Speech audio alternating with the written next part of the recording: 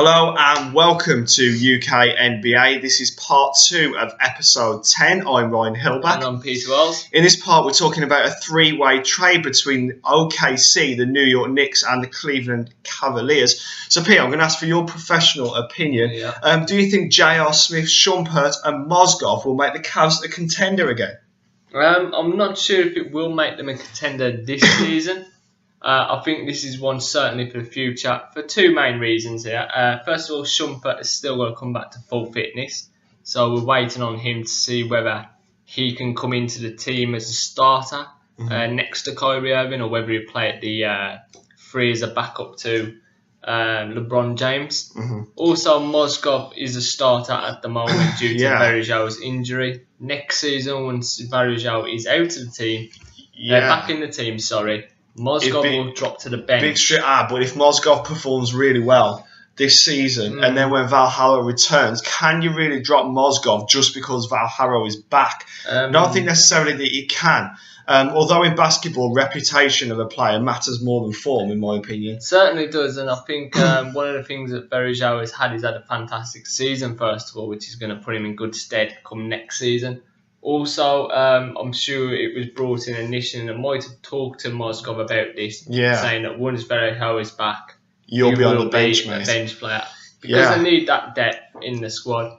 Also, the connection between Varejão and LeBron James is very good. Yeah, they both get on well. They both gel on the court and off the court. Yeah. So I would imagine that Mozgov is probably like a sticking plaster, the sort of short-term fix to the problem that we've got at the minute. And once Valhalla comes back, Mozgov will be sitting on the bench. Yeah, but certainly adds depth to a team that really does lack in that department at the moment. So who do you think out of those players got the teams got the best deal? I'm not quite sure. I initially was straight on with. I was looking first of all at Cavaliers that have picked up two very productive players in terms of points.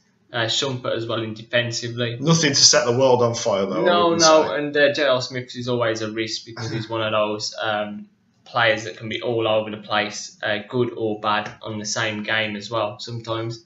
But I'd probably say OKC have picked up a great one with Dion Waiters. I think many people have pointed out, and I believe this is true myself, that J.R. Smith is an older version of Dion Waiters.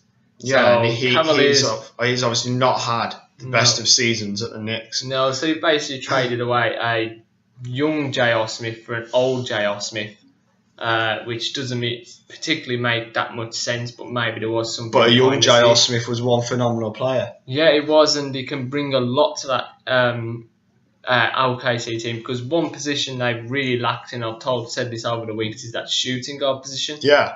They've had to fit Russell Westbrook at the 2 position sometimes, Reggie Jackson at a 2 position sometimes. So they haven't really had that natural 2 guard. Now they've got it with Dion Waiters, and I think he can certainly integrate himself onto the starting lineup. Yeah, and speaking of Reggie Jackson, he's obviously a bit frustrated at the moment because he wants to play in the point guard position, but Russell Westbrook is immovable, basically. Yeah. So Reggie Jackson is thinking, according to media reports, of a move away from OKC. And we were talking earlier, before we came on air, about the Boston Celtics possibly picking up Reggie Jackson. Yeah, we did mention that, and he was the one. They haven't got a point guard at the moment that can fit the superstar status that the point guard position has at the moment. And certainly he fits that perfectly. No Rayon Rondo anymore. Reggie Jackson is the perfect fit. He wants to be a starter, and I think Celtics can offer him that. There's other teams obviously out there. Yeah, another destination for him could be the Pelicans, because they often struggle in that kind of position. Drew Holiday has had injury issues in the past. We've noticed as well that Eric Gordon, who's predominantly a 2 guard, is back, but he suffers injuries as well. So like you say, that's a position for the Pelicans. And I'm sure that the Knicks would sell their right hand for Reggie Jackson, because they do not have a point guard at the moment that really fits any kind of bill. Obviously they had Bledsoe, I think, in the past. They had Felton as well. Obviously he was too much of a risk in the end, and they haven't really got anything in that position. I think I can't remember who they're playing now. I know they've had several players. Prigioni was one they've had in there. Larkin as well, coming off the bench.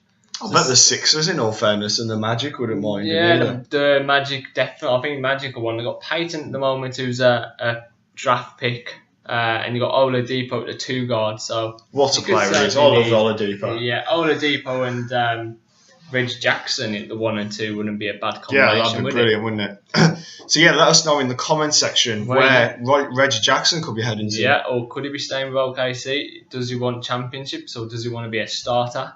Obviously, he could get both generally if he goes to the right team. Yeah, he could.